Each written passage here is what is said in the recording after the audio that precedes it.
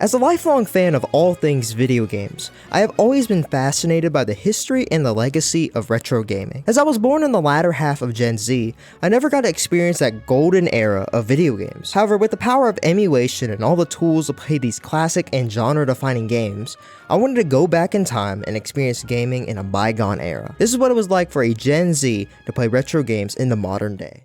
In 1983, the video game market was virtually dead due to the complete oversaturation of just garbage quality games. People weren't going out to spend their hard-earned money on ET for goodness sake. I mean, just look at this gameplay. How is this even fun? However, the video game landscape changed with the release of the Nintendo Entertainment System, bringing a new chance for video games in the Americas. And the NES was a smash hit, and by the end of its lifespan, the NES sold 33 million units in North America. And I believe it can really all be traced back to Super Mario Bros. The game was one of the most unique for its time, and its gameplay loop was so simple anyone could pick it up and play. Shoot, even my grandma played Super Mario Bros. I believe this game still holds up in its own right today. It's hard to make a platformer feel good even in the modern day, so the fact that a game from 1983 still feels good to play is nothing short of a miracle on the devs' part. Super Mario Bros. Is the video games like how William Shakespeare is the writing. Certainly influential, and I appreciate all that it did for gaming, but I can see that it's kind of become a product of its time. This game is filled with a lot of NES era difficulty spikes. I can only imagine the pain of all those who spent hours playing through the game again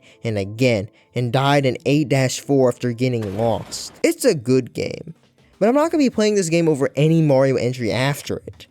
Okay, maybe over Super Mario Bros. 2, that game kinda sucks. Despite its difficulty spikes and outdated game design that future Mario games improved upon, Super Mario Bros. Is still fun in 2025. Nintendo kept refining the 2D Mario formula, with each entry getting better than the last. Although I firmly believe that Nintendo reached the peak of 2D Mario with the release of Super Mario World on the SNES. I have actually played this game before a really long time ago on my Game Boy Advance, but I never finished it, nor do I really even remember it, so give me a break please. Super Mario World is the gold standard for 2D platformers even in 2025. The amount of polish this game has is astounding. It feels perfectly tuned to be the best gaming experience you can have. The levels are great, the power-ups are iconic, the cape is just perfect. It feels perfectly paced out with no real drags in gameplay, and it has the introduction of Yoshi. I'm so sorry I killed so many of you, I didn't mean to. If there was a perfect Mario game, this would be it. And this one too. Sorry, it's personal bias, I had to. Honestly though, what do you expect from this franchise? Say what you want about Nintendo, and it's likely fair criticism, but you can't deny their importance in the history of video games, and how polished each of their mainline releases are. No video game company does it quite like Nintendo. So yeah, I enjoy going back to Mario's roots, and experiencing the beginnings of this great franchise. However, after playing all these great platformers, I feel like I needed a change of pace. I needed something with more exploration and mystery. So I decided to explore the world of Metroidvanias and jumped into Super Metroid for the SNES. I never really got into Metroidvanias until I played Hollow Knight in 2020, which is still my favorite Metroidvania ever made. I wanted to learn more about the history of these games and how they came to be. So what better place to experience Metroidvanias than the best regarded game in the entire franchise? Wrong. It was the moment that I reached Madria that I realized I made a huge, jumbo-sized mistake. Metroidvanias involve a lot of backtracking, and this game is no exception at all. It's how these games are made. However, in Super Metroid, it's very hard to tell what you're supposed to do at times and where you're supposed to go. The game was just frustrating me to no end. I didn't want to fumble around shooting every random block in an area for 30 minutes just to find out, oh, I was supposed to wall jump in this area I've been to 50 times already. Wait, wall jump? There's a wall jump? Of course there's a freaking wall jump, and it's the worst mechanic ever implemented in a video game. I can tell this is a great game. And there are many things that I love about Super Metroid. The atmosphere is outstanding and makes you really feel stressed out. The upgrades are satisfying, and the boss fights are great. However, I just could not finish Super Metroid.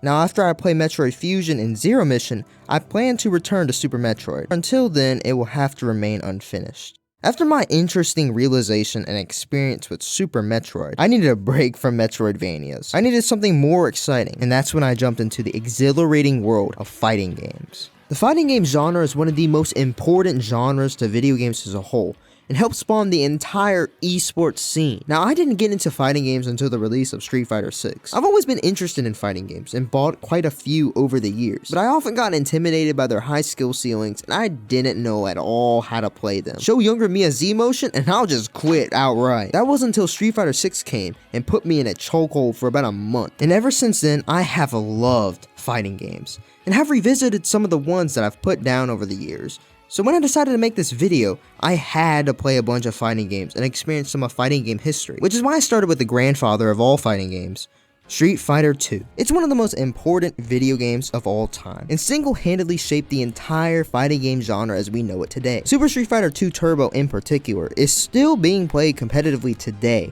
and is one of the most beloved fighting games of all time. After playing it, I can say it's still very good. Classic Street Fighter done to perfection. But man, that arcade mode was something else. It's as if this game was designed to suck down quarters, because these AI are ruthless, holy cow. I spent probably 20 minutes fighting this dang Guile. I couldn't find any openings in his attacks at all, so I had to resort to spamming Hadokens all day. Man, I'd be absolutely poor right now if I wasn't emulating this. Although to be honest, this game can take my money because it's so dang good. After Street Fighter 2, many later fighting games inspired whole new genres, and many came out that should never be talked about again. I played a lot of other fighting games, some good, such as Garo and Street Fighter 3 Third Strike, but others were not so good. Seriously, whose idea was it to make Shaq Fu? Who thought this was a good idea? However, in the array of games I played, two stuck out: Marvel vs. Capcom 2 and Tekken 3. Marvel vs. Capcom 2 is an iconic tag team fighting game and was fun. Some of the most fun you can have in a fighting game. The game is not balanced at all, which is fine because although balance matters, fun matters more. MVC2 has such a huge cast of characters, it is insane. With some really funny characters in there too, because funny equals good. There are so many different synergies with characters,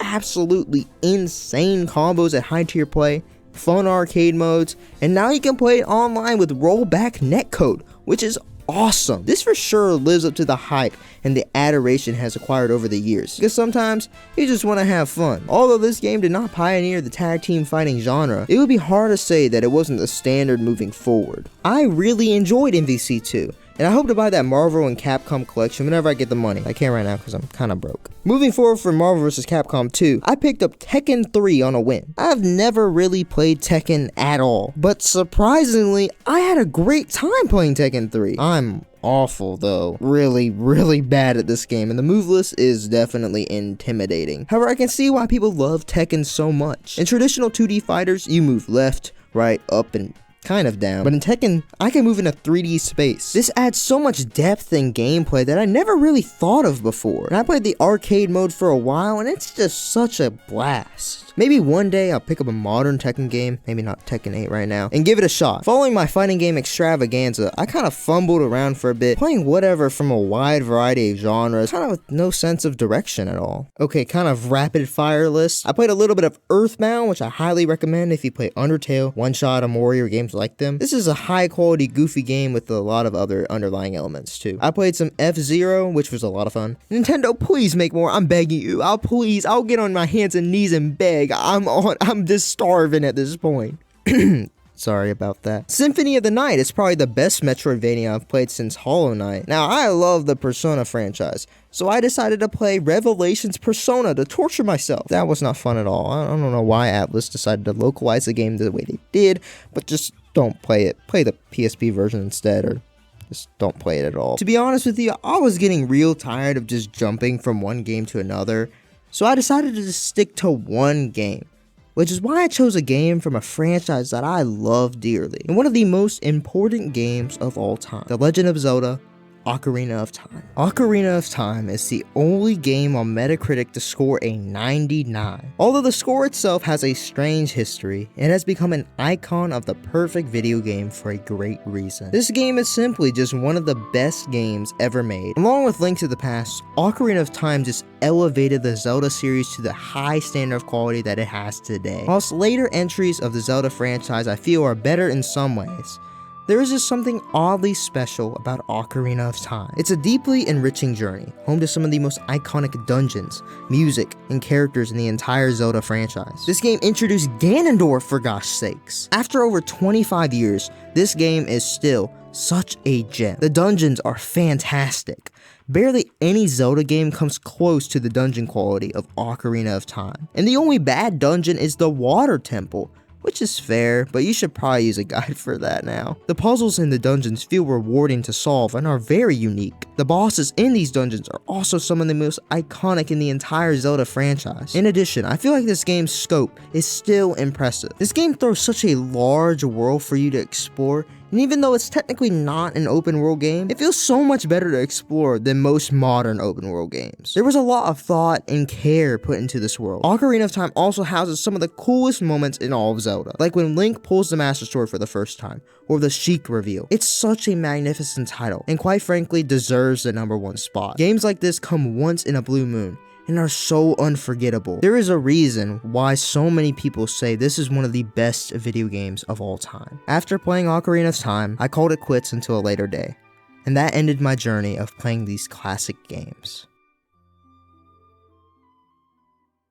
I played so many genre-defining games and important games for the industry as a whole. I felt this was a nice change of pace and provided such peace of mind to me. Although some of these games have aged, whether in visuals or in certain gameplay mechanics, one thing definitely has it: the goal to provide a fun, entertaining experience. If you're tired of the current state of AAA gaming or gaming as a whole, I highly recommend trying classics like Super Mario World, Ocarina of Time, Metal Gear Solid, and so many more games that I just didn't talk about in this video. Playing these games brought to light a time when video games weren't about pushing agendas or focusing only on graphic fidelity, but were made to be fun. As time passes, and even as I get older, it feels great to know that I can always go back to games from my childhood. And I think that is what is so great about retro gaming. We can experience games from 20, 30, and even 40 years ago anytime you want. There's such a distinct feel when you compare games of this time to games of our current time. Even as the years pass, I know these games will never change, and will bring me back to a time when life was just a little bit simpler. It made me feel like I'm a young boy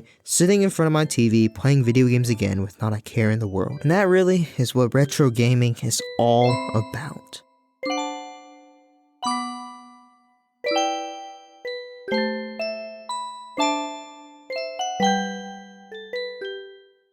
Thanks for sticking to the end of this video. It means a lot to me. I put a lot of time and effort into it, and I really hope you enjoyed it. If you want to see more of my content or more content like this, you should totally subscribe. I plan to do more things similar to like this in the future, but just, again, thank you. It means a lot to me. I'm gonna get out of this blanket. I've been recording under here for so dang long. I'm about to die of a heat stroke. It's so hot here all the dang time, but thank y'all again, and God bless.